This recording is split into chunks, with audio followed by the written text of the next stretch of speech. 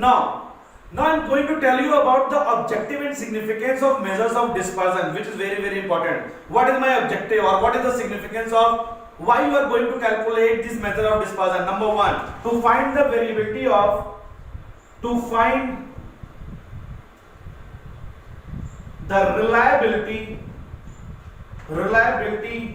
of, to find the reliability of an average, to find the reliability of an average.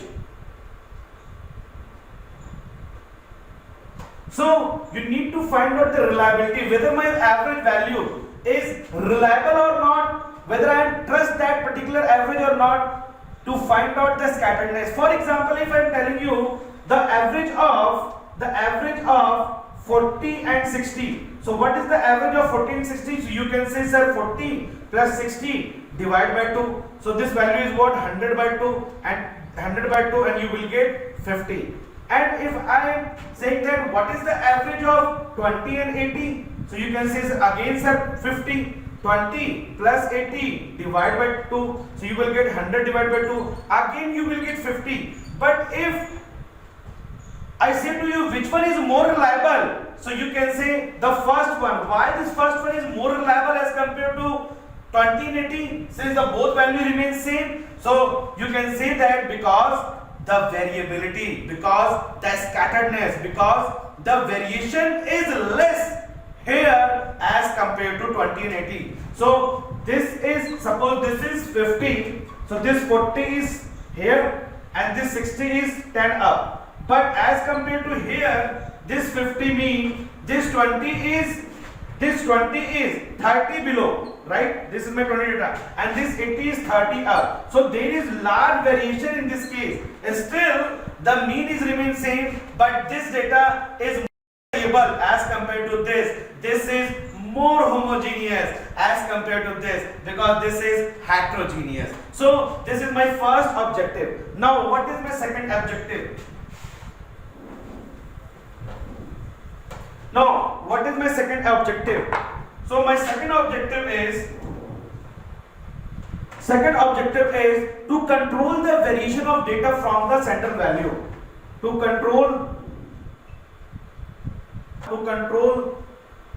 the variation of the data. To control the variation of the data from the central value. From the central value.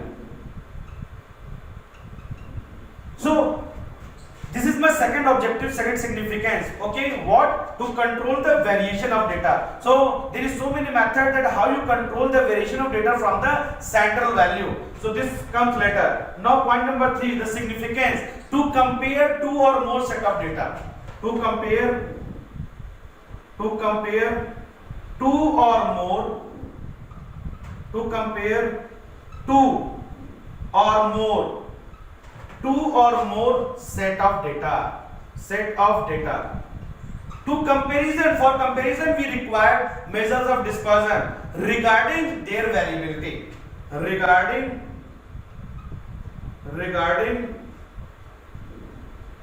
their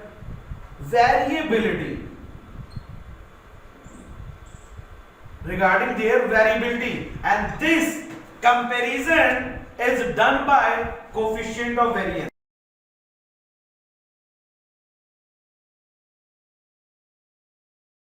Very important tool to compare two kind of data having same unit or different unit. So whenever there is a comparison between two set of data, we require coefficient of variance, which I will cover in after 3 or 4 classes, coefficient of variation. So these are the 3 basic objective or significance of measures of dispersion. Number 1, to find the reliability of average. Number 2, to control the variation of data from the central value. Very important term. And third one is to compare two or more set of data regarding their variability. Okay. And now I'm going to tell you the characteristics of measures of dispersion. So first characteristic, my first point is it should be rigidly defined.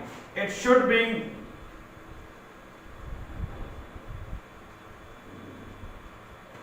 rigidly defined.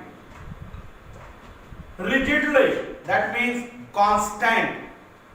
If one person calculate the value, it cannot vary, it cannot fluctuate. You will have always the constant result. It should be rigid. Number two, it should be easy to calculate. It should be easy to calculate. It should be easy to calculate. Number three,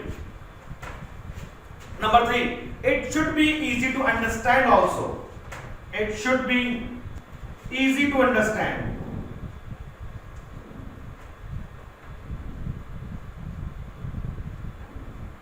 It should be easy to understand. Number four, it should be based on all the observation. It should be based on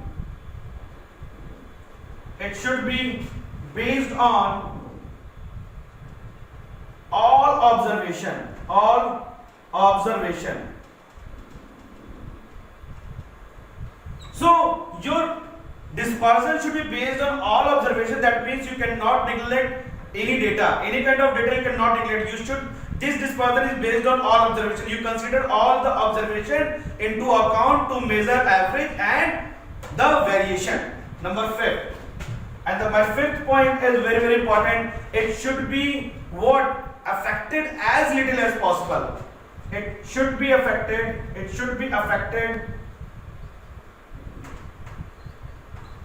as little as possible.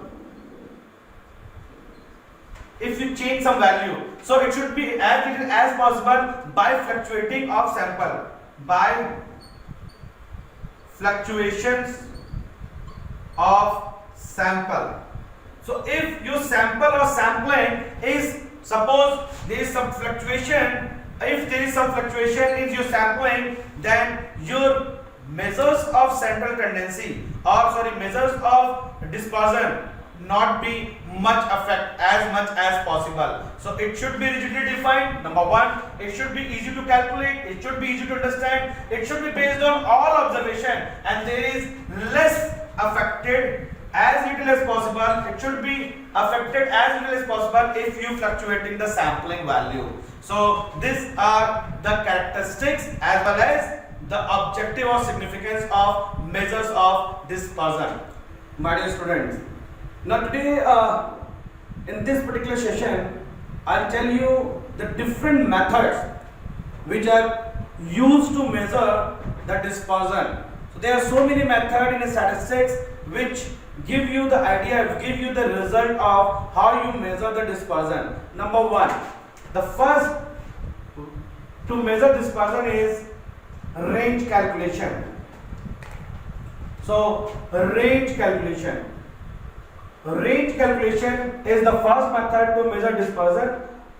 In this I'll also cover coefficient of range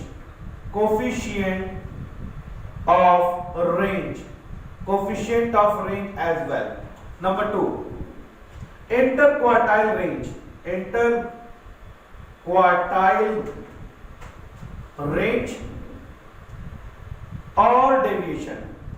or deviation. So in this I'll cover interquartile range, IQR, interquartile range, quartile deviation,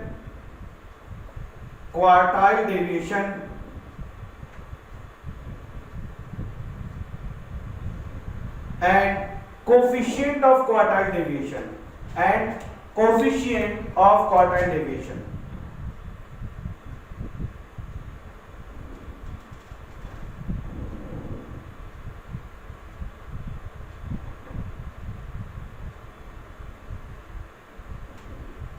Now in third method